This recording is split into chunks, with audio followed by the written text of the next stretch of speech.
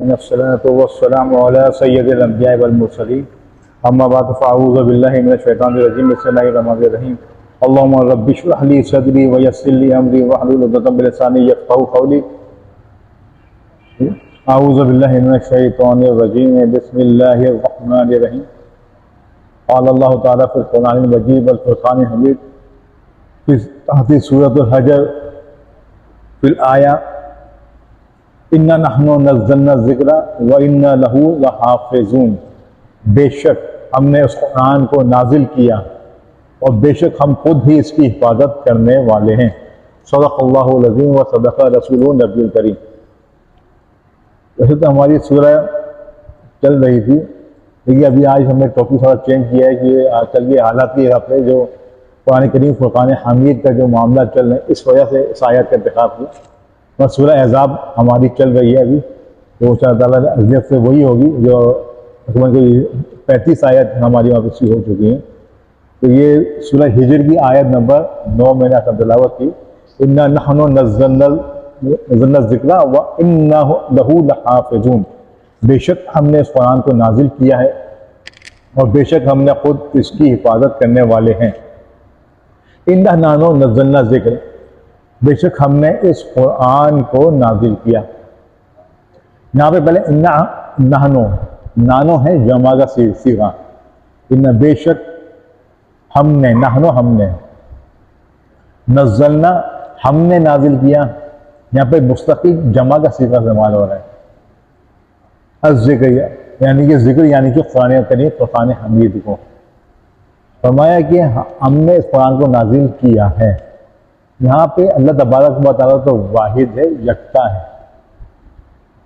اس کا کوئی شریک نہیں، وہ ایک ہی ہے، واحد ہی ہے، اور وہی اس کا اصل ہے، اور اللہ تبارک و تعالیٰ کو واحد ہی کے نام سے پکارنا چاہیے۔ لیکن یہاں پہ اللہ تعالیٰ فرمانا اِنَّا نَحْنُ، بے شک ہم نے، نزلنا ہم نے نازل کیا۔ یہاں پہ یہ فرمانا کہ ہم نے، تو مفسرین کرام نے یہاں پہ لکھا بحیثیت ذات اللہ تبارک و تعالیٰ ایک ہے، وحدہ لا شریک ہے، وہی عبادت کے لائق ہے، لیکن اس کی صفات کثیرہ اتنی زیادہ ہیں، جب اس کو صفات کے ساتھ اپنے آپ کو ذکر کرنا جاتا ہے، اور مفسرین مثال دی بغیر کسی مثل کے، بغیر کسی اس کی تمثیل کے، جو فرمایا کہ عام دنیا کے اندر بھی کوئی بادشاہ ہوتا ہے نا، کوئی بڑا آدمی ہوتا ہے، جب وہ کوئی احکام جاری کرتا ہے، بتاتا ہے اپنے، یا کوئی کام کرتا ہے، بولے کہ ہم کہتے ہیں ہم نے یہ کام کیا، کیوں؟ اس میں صفات ہوتی ہیں، تو کوئی کام کرنے کی صفات ہے، ایک کی صفات ہے۔ یہاں پہ اللہ تعالیٰ فرمائے اِنَّا نَحْنُ نَزَّلْنَا الذِّكْرَ، ہم نے وہ ہیں جو قرآن نازل کیا اور ہم ہی اس کی حفاظت کرنے والے ہیں۔ تو یہاں پہ اللہ تعالیٰ بھی خاص صفات کے ساتھ اپنی وصف کو ظاہر فرما رہے ہیں۔ فرمایا کہ جمع کا صیغہ اللہ تبارک و تعالیٰ نے استعمال فرمایا، جمع کا صیغہ استعمال کرنے کے بعد بتایا کہ ہم ہی نے اس کو نازل کیا ہے، اس میں کوئی شک والی بات نہیں ہے، ہم میں یہ طاقت ہے، ہم اس کو نازل کر سکتے ہیں اور ہم ہی اس کی حفاظت کرنے والے ہیں۔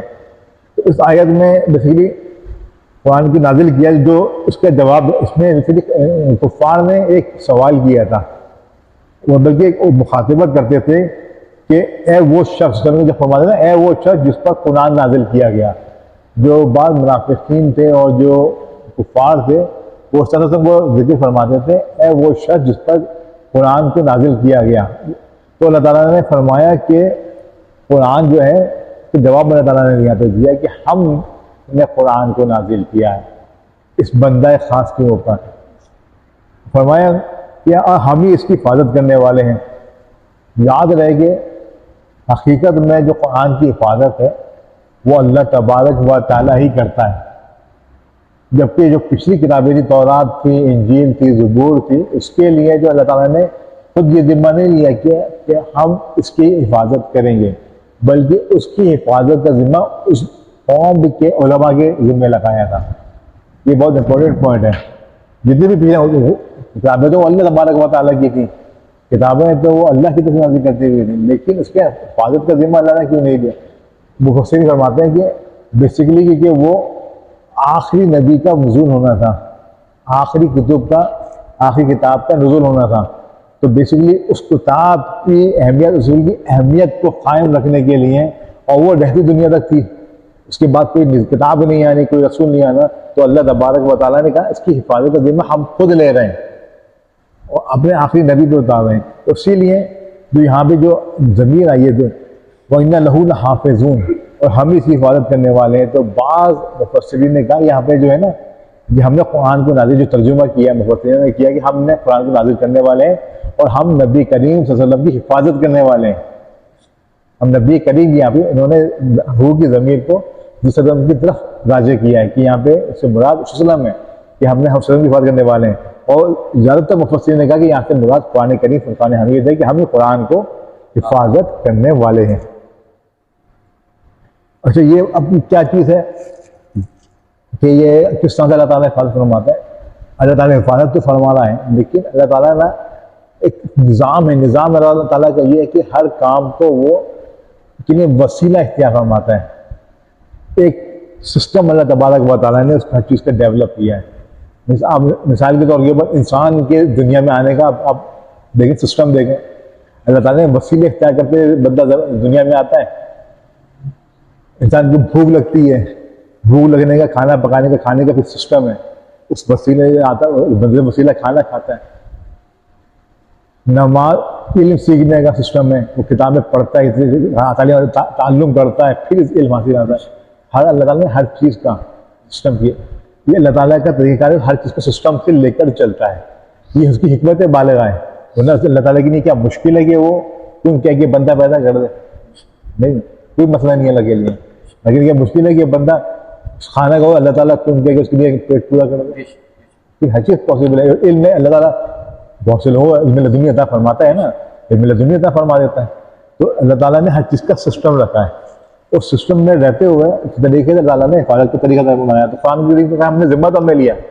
اب کا ذمہ کیسے لیا گیا، حفاظت کیسے کی؟ اللہ تعالیٰ نے اس کو بھی وسیلے اللہ تعالیٰ نے اختیار فرمائے. سب سے پہلے دیکھیں آپ حضرت عمر فاروق رضی اللہ عنہ کے زمانے سے، جب ابوبکر صدیق کا زمانہ ہے، قرآن کریم پتوں پہ لکھا ہوا ہے، شاخوں پہ لکھا ہوا ہے، پتھروں پہ لکھا ہوا ہے، کسی کے سینے میں محفوظ ہے. اس طرح سے قرآن ہے. حضرت جب ایک جنگ کے اندر بہت سے صحابہ کرام جو کہ حفاظ تھے جب شہید ہوئے، اور اس میں بہت سے، بلکہ سب سے پہلے تو یہ ہوا ابوبکر کے زمانے میں جب جنگ میں گئے تو وہاں پہ مختلف علاقوں سے آئے ہوئے لوگ تھے، کیونکہ مختلف عربی کے مختلف خط ہیں، مختلف لغاتیں ہیں. تو وہاں پہ ہوا کیا کہ ایک شخص اپنی لغت سے قرآن شریف پڑھا، دوسرا اپنی لغت سے پڑھ رہا، تیسرا اپنی لغت سے پڑھ رہا. تو وہاں پہ ایک مسئلہ پیدا ہوا کہ بولے تو غلط پڑھے، تو غلط پڑھے. تو پھر یہ حضرت عمر فاروق رضی اللہ عنہ نے حضرت عثمان غنی رضی اللہ تعالیٰ عنہ کو مشورہ دیا، آپ اس قرآن کو جمع فرمائیے، مرتب کیجیے، اور قریش کے اوپر لغت قریش، کیونکہ قرآن کریم فرقان حمید لغت قریش صلی اللہ علیہ وسلم قریشی ہیں، تو لغت قریش کے اوپر اس کو جمع فرمائیے. نہیں عرب کچھ بھی نہیں، عرب تو بعد حجاج بن یوسف کے زمانے میں لگے. حجاج نہیں کچھ بھی. اس طرح سے قرآن جمع کیا گیا کہ وہ اہل لسان تھے، عرب جو تھے اہل، یعنی کہ اس عربی کے بولنے والے تھے، ان کو عرب کی ضرورت نہیں تھی. عرب کی ضرورت نہیں تھی، وہ خود جان پڑھنے والے تھے. یا بھی جیسے ہم اردو بولتے ہیں، ہمیں عرب کی ضرورت نہیں ہوتی نا، ہم اردو بولنے والوں کو عرب کی ضرورت نہیں ہوتی. اس لیے عربی بولنے والوں کو اس میں جو اہل لسان تھے اس کی ضرورت نہیں تھی. تو قرآن کے اوپر نہ صرف عرب تھے، نہ دوسرے، حتیٰ کہ نقطے بھی نہیں تھے. کیا بتاؤں آپ کو، نقطے بھی نہیں تھے، دو نقطوں کا بھی تصور نہیں تھا، لیکن اہل لسان تھے. تو یہ حضرت عمر فاروق نے ابوبکر صدیق کو یہ مشورہ دیا آپ جمع فرمائیں. تو حضرت ابوبکر صدیق نے جواب دیا کہ میں وہ کام کیوں کروں جو نبی کریم صلی اللہ علیہ وسلم نے نہیں فرمایا. جب عمر فاروق فرماتے کہ میں نے بار بار آپ کو بولا. حضرت ابوبکر صدیق کہتے ہیں کہ اللہ تبارک و تعالیٰ نے پھر اس کی حکمت نے میرے ذہن میں ڈالی تو میں راضی ہو گیا کہ جمع کرنے کے اوپر. تو ایک بڑا امپورٹنٹ یہاں پہ مسئلہ نکلتا ہے کہ یہ کام سنت نے کیا نہیں تھا، وہ کام نہیں ہے. لیکن پتہ کیا چلا کہ جو کل بدعت دلالہ کی حکم میں ہر چیز نہیں آتی، کہ ہر نئی چیز بدعت ہے.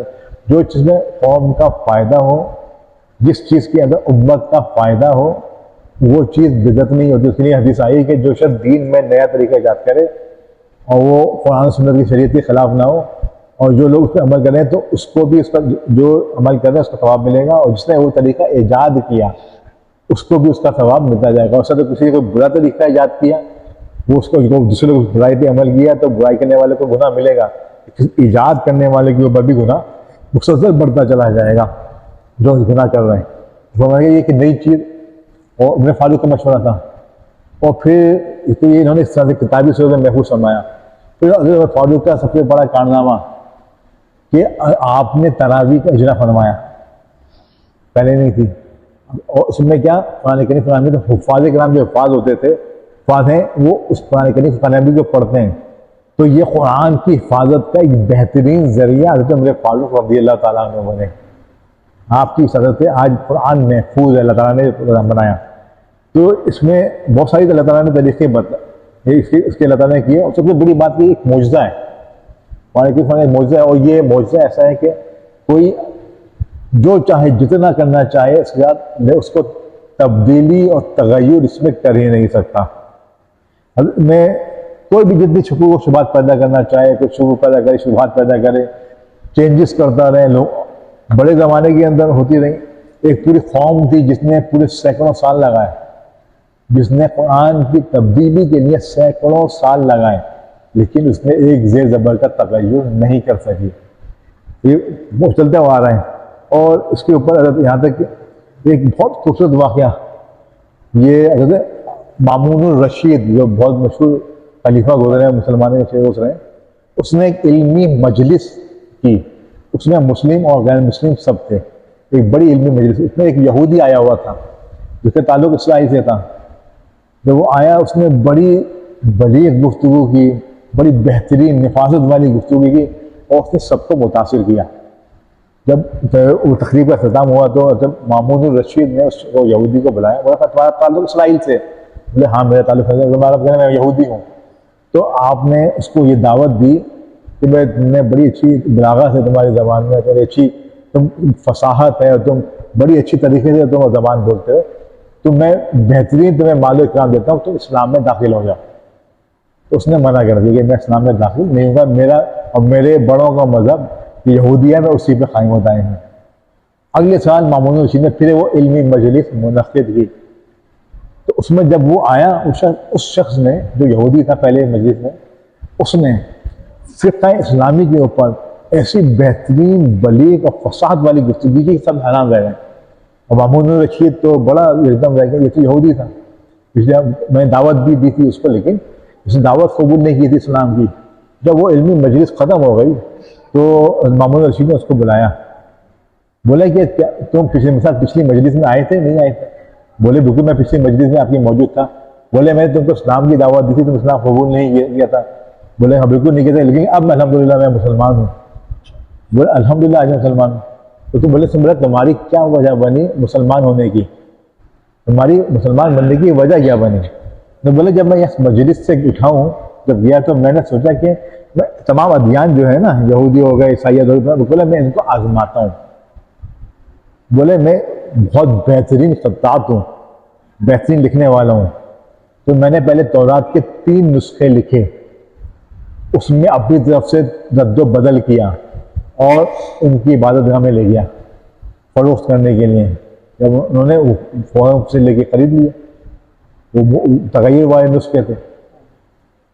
پھر اس نے بولا کہ میں 3 نسخے لکھے انجیل کے، بائبل کے، اس کے اندر بھی میں نے بہت سی تغیرات کیے، تینوں الگ الگ قسم کے اضافے کیے، اس میں سے چیزیں نکال کے انہوں نے نسخے تیار کیے۔ بولے جب میں ان کے گرجا گھر میں گیا لے کے بیچنے کے لیے، انہوں نے خرید لیا اس کو۔ بولے پھر میں نے 3 نسخے قرآن کریم فرقان حمید پہ تیار کیے، والی کو بتانے کہ اس نے ذکر اس میں کیا نا، 2 کا ذکر کیا، یہ 2 وہاں پہ سب مشہور تھے۔ بولے پھر مسلمانوں کو بولے میں 3 نسخے میں نے تیار کیے قرآن کریم فرقان حمید کے، اس میں بھی چیزوں نے تغیر کیا، کسی میں تبدیلی کی، زیادتی کی، کمی بیشی کی، تینوں سے گئے۔ بولے جب میں اس کو بیچنے کے لیے لے کے گیا پبلشر کے پاس، تو اس نے قرآن کریم کھولا، پڑھا، 3 نسخے پڑھے، اس کو مجھے واپس کر دیا۔ بولا یہ قرآن کریم صحیح نہیں لکھا، میں تغیر ہے۔ تو پہلے میں نے پہچانا کہ واقعی میں یہ قرآن کریم فرقان حمید ایک حق کتاب ہے، ایک کتاب حق کا ہے، اور اس میں کوئی تبدیلی نہیں کر سکتا. اور یہ بات کی نشانی ہے کہ اس کا لوگوں کے ذہنوں میں اللہ تعالیٰ نے حص فرما دیا ہے کہ کوئی تبدیلی کوئی تغیر ہو تو وہ اس کے اندر اللہ تبارک و تعالیٰ اس کو آگے نہیں جانے دیتا. تو یہ اللہ تعالیٰ نے یہ اتنا اچھی بات ہے, اس کو میں نے فوراً اسلام قبول کیا. اور اسلام کے اندر میں اب میں نے بہت زیادہ گہرائی حاصل کی ہے, اور میں نے اسلام کا دین حاصل کیا, علم حاصل کیا ہے. تو بڑے میں اسلام بنے گا, سبب بنے گا. تو پتہ کیا چلا کہ کتابی میں کسی بھی صورت میں مشکل نہیں, تبدیلی سے پاسبل ہی نہیں ہے. اور قرآن کریم قرآن حدیث کی حفاظت کا سب سے بہترین ذمہ, بہترین چیز حفاظ کے نام ہے. حفاظ کے نام, آپ کسی بھی محفل میں بہت سارے لوگ بیٹھے ہیں, کوئی شخص اگر زیر زبر کی غلطی کرتے ہیں اور دوسرا بندے وہاں پہ بیٹھے ہیں تو فوراً کئی لوگ اٹھ کے آ جائیں گے, ابھی تم نے یہ غلطی کی ہے زیر زبر کی, کہ لفظ چھوڑ دیں تو لوگ اٹھ کے آ جائیں گے تو تم نے یہ لفظ چھوڑا ہے, جب بڑھا دیے تو یہ آپ ہو جاتا. دیکھیں نا, یہ اس قرآن کا اعجاز ہے کہ الہامی اس کی حفاظت کرنے والے ہیں. ہاں تو یہ نا, تو تراویح سب سے بہترین ذریعہ ہے قرآن کی حفاظت کا. قرآن کی حفاظت کا سب سے بہترین ذریعہ تراویح ہے.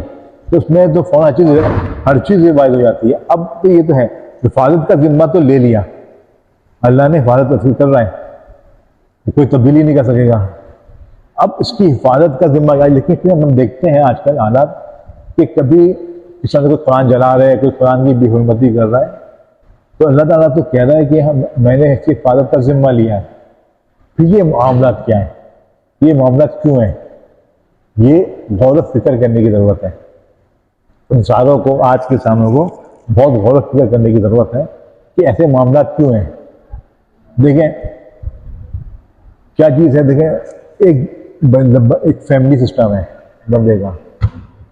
جو بندہ, جو اولاد اپنے فیملی سسٹم سے جڑی ہوئی ہے, اس کو طور طریقے پتہ ہیں اپنی فیملی کے, اپنے خاندان کے, اپنے بڑوں کے رکھ رکھاؤ کے طریقے. اس شخص کو, اس اولاد کو کوئی شخص گمراہ نہیں کر سکتا. جس گھر میں عادت ہو صرف بڑوں کی بھی نماز پڑھنے کی, قرآن کریم فقہ حدیث پڑھنے کی, وہ عادت بچوں میں بھی آتی ہے. وہ بچوں میں جب ٹرینڈ کیا تھا بچوں میں بھی آتی ہے. اب کوئی شخص چاہے کہ اس کو بولے نہیں تو نماز نہیں پڑھ, تو وہ اس پہ اتنی جلدی اثر نہیں کرے گی. تو اس کو کوئی کہ قرآن کے خلاف بات کرے, نماز کے خلاف بات کرے, وہ اس کی برداشت نہیں کرے. بولے نماز کے تو فائدہ ہی ہے کہ اس کو تربیت ملی ہے, اس کے بارے میں دیکھا ہوا ہے, اپنی آنکھوں سے مشاہدہ کیا ہوا ہے گھر کے اندر نا. اب کیا یہ مسئلہ کیا ہے, اب مسئلہ یہ ہوا, آپ سلطنت عثمانیہ دیکھیں اور وہ دور دیکھیں جب یورپ کے اوپر مسلمانوں کی حکمرانی تھی. یہ یورپی ممالک جو تھے کہ وہ تھے جن کو نہانا نہیں آتا تھا, جن کو کپڑے پہننا نہیں آتے تھے. جو خوشبو ہے, یہ پرفیوم کی ایجاد ہے, اس وجہ سے ہوئی تھی. فرانس میں یہ لوگ نہاتے نہیں تھے, نہ کپڑے بدلتے تھے, میں بدبو ہو جاتی تھی, تو یہ لوگ طرح طرح کی خوشبو ایجاد کرتے تھے, خوشبو لگا کے اپنے جسم سے بدبو ختم کر سکیں.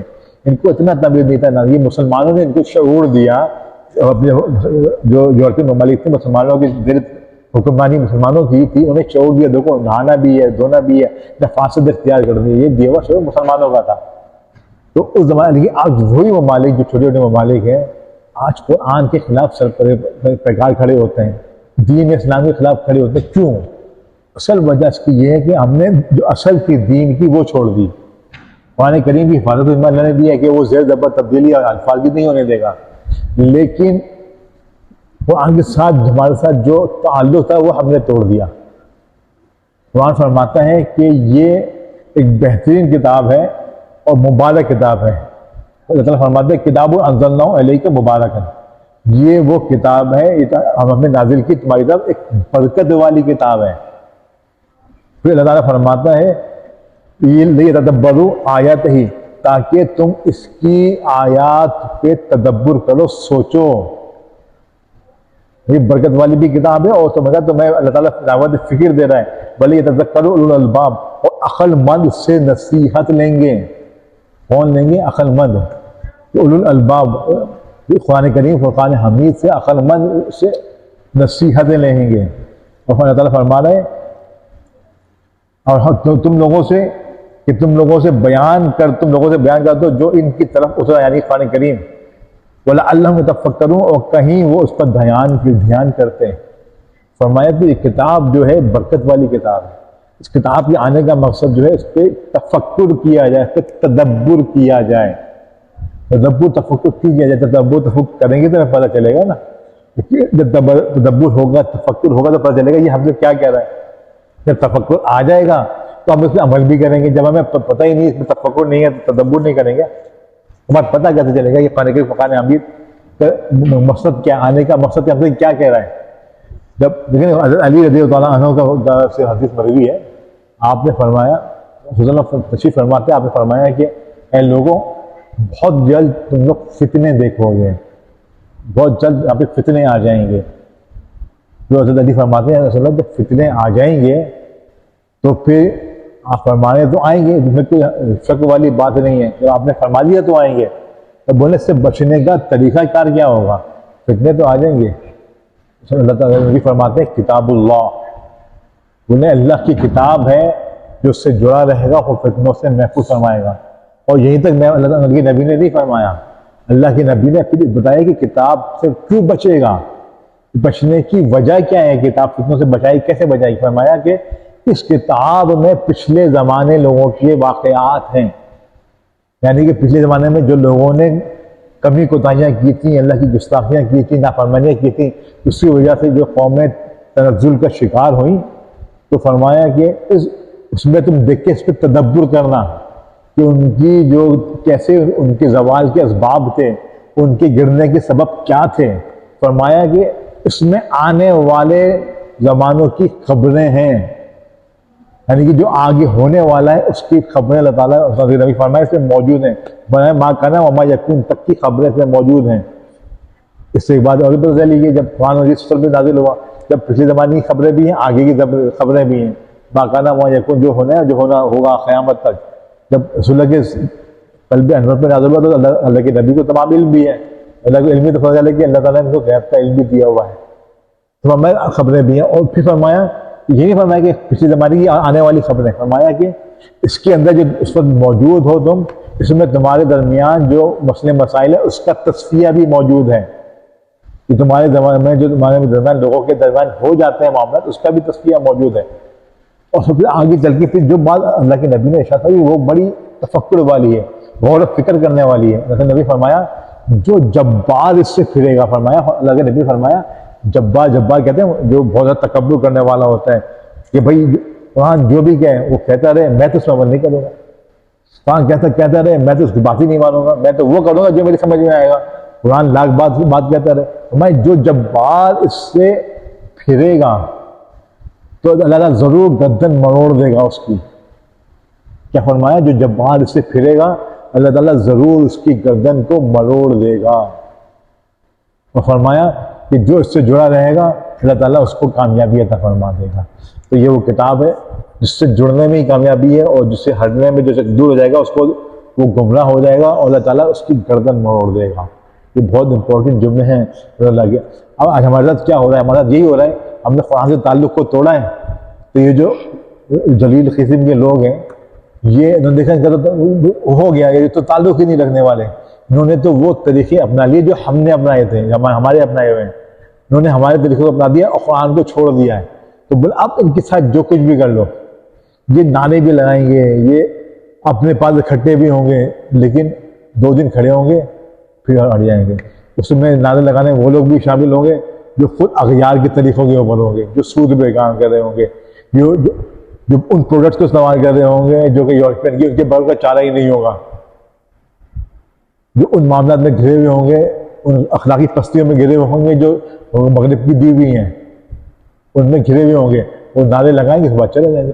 تعلق جب مضبوط ہوگا، جب قرآن کریم سے جب ہم اس کو سمجھیں گے، پھر تدبر کریں گے، تفکر کریں گے، جب ہمارا حقیقتاً اس سے ہمارا رابطہ جڑ جائے گا، تو پھر جب وہ دیکھیں عملی طور پہ، وہ کہتے ہیں نا کہ عملی طور کے اوپر نمونہ قرآن بن جاؤ، عملی طور پر سنت رسول بن جاؤ.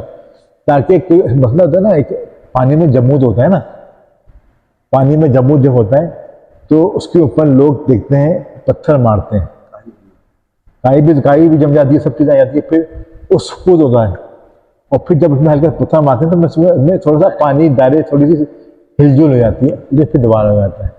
اصل میں جب دیکھیں نا مسلمانوں پہ جمود طاری ہو گیا ہے، ان کے ذہنوں پہ فکروں پہ کائی جم چکی ہے، مغرب کا اغیار کا غلبہ ہو چکا ہے.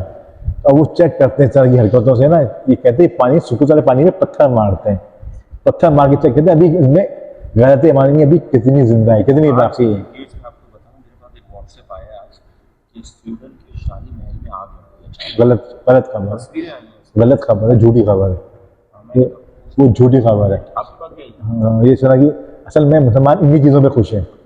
مسلمان نے نا، میں یہ بتا رہا ہوں، یہ تو بتا دوں آپ کو، ہم اس تعلق کو استوار نہیں کریں گے. جو اللہ جو کرے اللہ کرے گا، خود جو کرنا ہے اللہ نے کرنا ہے. بس جو اللہ نے یہ کیا تو اللہ نے یہ کر دیا. جو اللہ نے تمہیں کیا وہ کرو تو تمہارا معاملہ ہوگا، تو اس پہ تو بڑے خوش ہو گئے.